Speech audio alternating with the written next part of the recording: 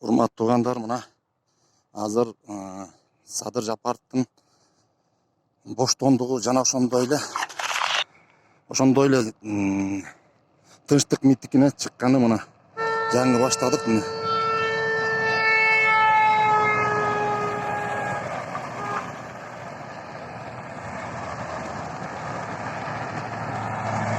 Мына уламдан улам кошулган үстүнө кошулуп, мына азыр кетип атат.